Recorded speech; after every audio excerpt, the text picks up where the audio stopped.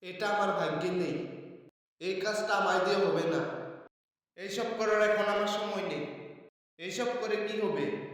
লোকেরা আমাকে কি বলবে না বলবে? তুমি এই ধরনের কথা ভেবে কোনো কিছুতে মনোযোগ দিচ্ছ না।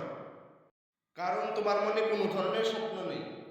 যদি থাকতোই তাহলে তুমি কোনো কিছু না ভেবে নিজের স্বপ্নের দিকে ছুটতে।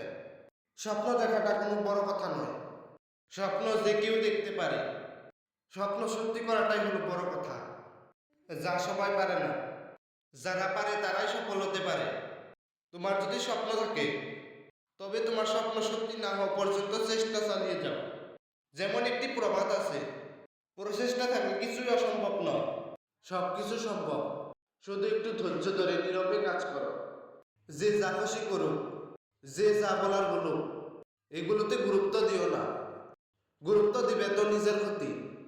যে তোমার বিষয়ে এটা ওটা বলে সে কখনো বড় হয় না।